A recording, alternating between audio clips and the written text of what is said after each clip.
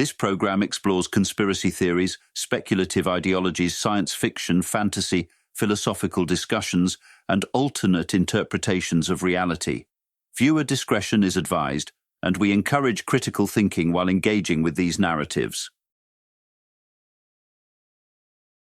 Imagine this. You pick up your phone, dial a number, and instantly connect with someone thousands of kilometers away. You not only hear their voice, but can also see them live. This feels like magic, an act that defies the laws of nature as we understand them.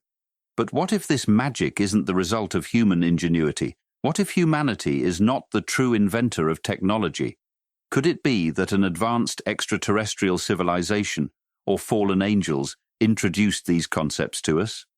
The people we credit as technological pioneers, Steve Jobs, Bill Gates, Elon Musk, are puppets, frontmen for a hidden power structure. The real creators of these technologies are not human. The government, itself controlled by non-human entities, could be the true intermediary between humanity and these advanced technologies. Think about this. Most people have no idea how their phones, computers, or other gadgets work. These devices are incomprehensible to the average human mind. For example, a processor or chip contains billions of transistors. Yes, billions. Let's pause for a moment and ask, is that a lot? To understand how much a billion truly is, let's do a simple calculation.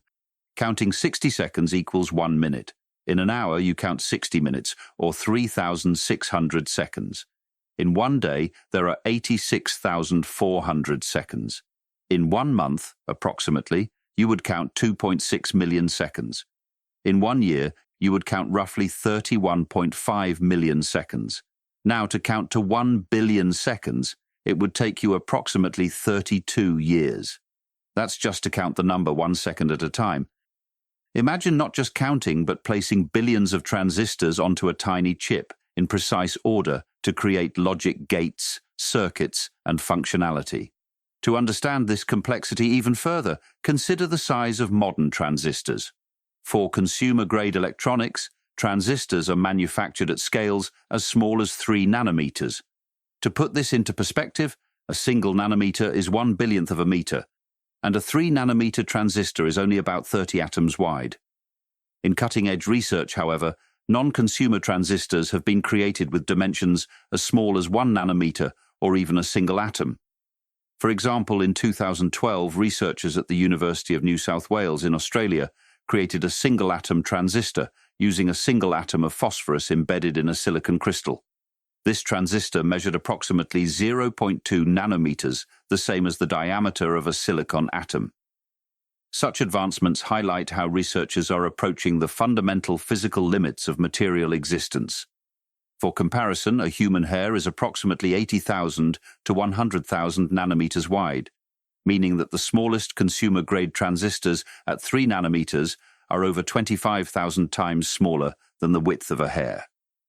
Meanwhile, the single-atom transistor developed at 0.2 nanometers is about 400,000 to 500,000 times smaller than the width of a human hair, making it an extraordinary leap toward the atomic scale.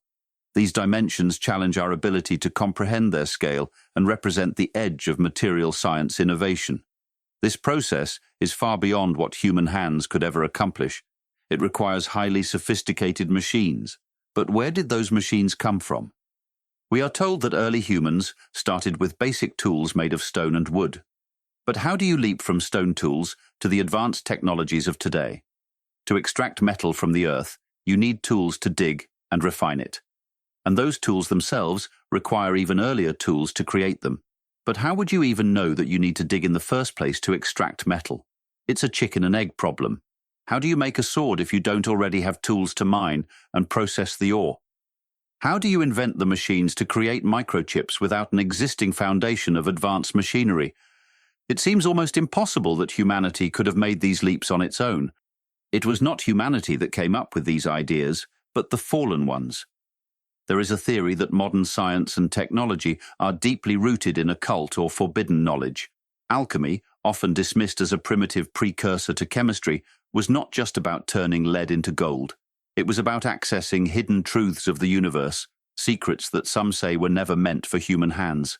In essence, it is a form of sorcery, the manipulation of the unseen, the arcane.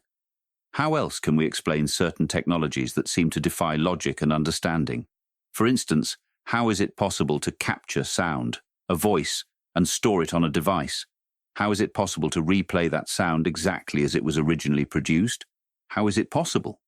This act, which is now taken for granted, was once unimaginable and would have been considered outright magic in another era. Even if there is a scientific explanation for how this works, it doesn't mean it isn't sorcery. After all, even spells and magical practices have explanations. It's just that we might not understand them, or perhaps we do, but we don't recognize them as being sorcery. As technology continues to advance at an exponential rate, the gap between what we use and what we understand grows wider. Most people simply accept that their gadgets work without questioning the origins of this technology. But if we pause and look deeper, we might start to see patterns that suggest an otherworldly influence. Are we mere users of a system designed by beings far beyond our comprehension? And if so, what is their ultimate goal? Are we heading toward enlightenment or enslavement?